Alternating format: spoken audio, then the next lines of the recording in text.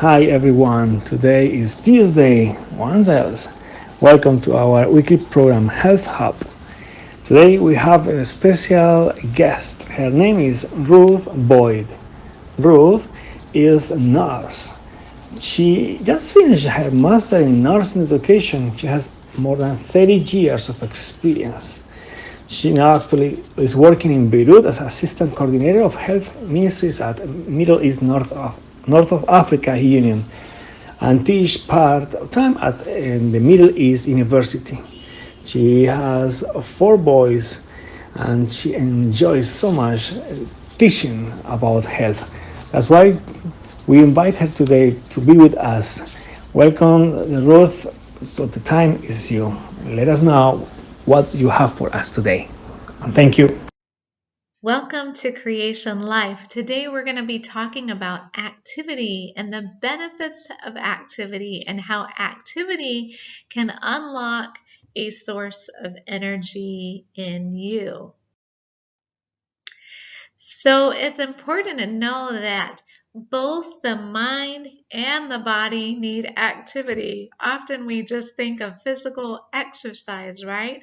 And what you don't use, you'll lose. And you know this is true of your muscles. If you don't use your muscles, then they will begin to get weaker. And this is true of our mind too. So I want you to remember this, and you can even say it with me. Both the mind and the body need activity. What you don't use, you'll lose. Now, we should exercise both our mind and our body. So let's talk just a little bit about our mind. It is important that we optimize our brain performance through regular mental activity. Many studies have shown that people that keep their minds active, even older people, stay much sharper than people that don't. And we didn't know this until recently, but now we know that the mental activity can actually change the physical structure and shape on the brain. And so mental activity grows the brain. So how can we exercise our mind? Well, think about it. There are books that you can read that will make you think. This is very good for your brain. And maybe doing crossword puzzles or memorizing. Memorizing things, either songs or words or prayers, is a very good thing to do. Learning a new activity is great for your brain. And learning new words, even in your own language, just making your vocabulary larger can cause your brain to grow. And how about learning a new language? Ooh, if you ever want a mind stretch, just try to learn a new language. And also, have you ever tried writing with your non-dominant hand? Most people are right-handed. Have you ever tried writing with your other hand? You can try it right now, even while listening.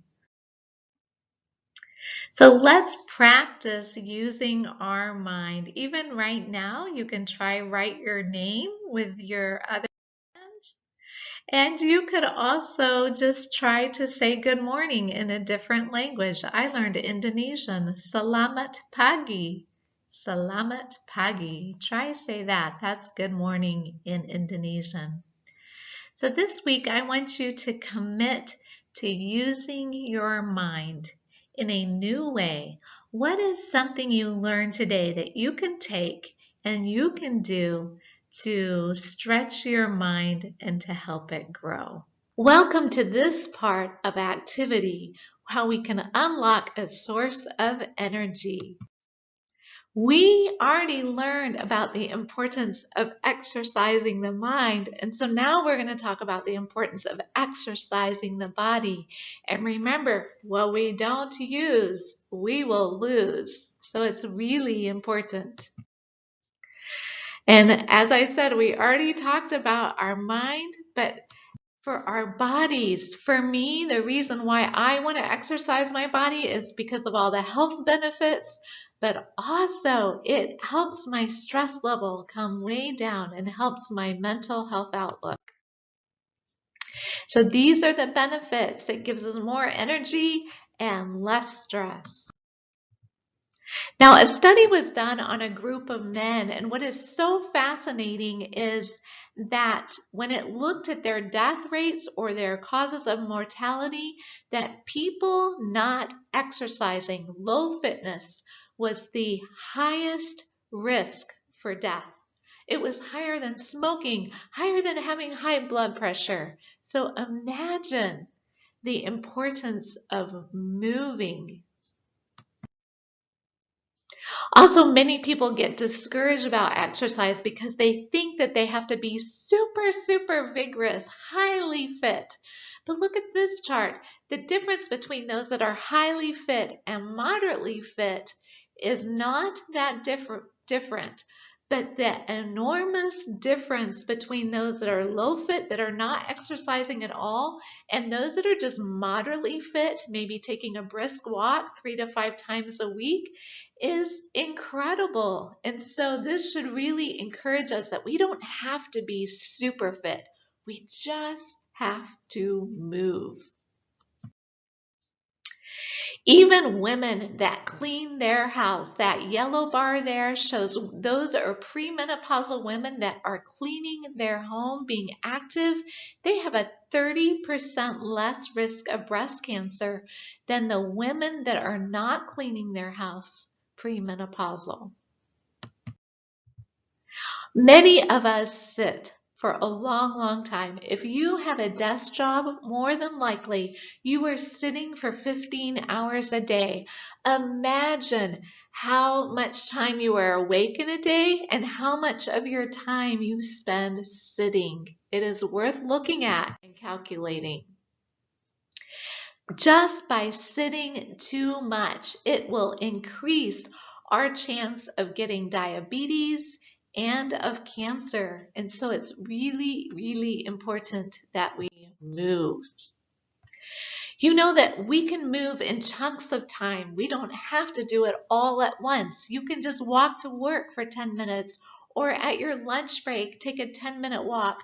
I have a boss that climbs stairs and often he gives his lectures or he talks to people standing up and he moves while he's standing up. These are all really good things that we can do.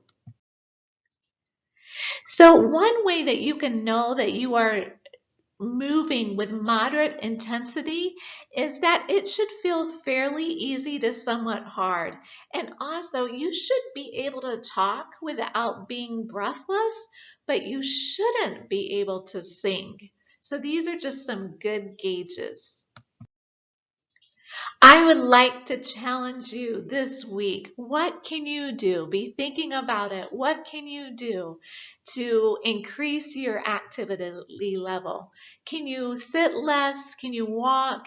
Can you run? Could you do a daily routine? Let us know what you can do. Thank you. Keep moving.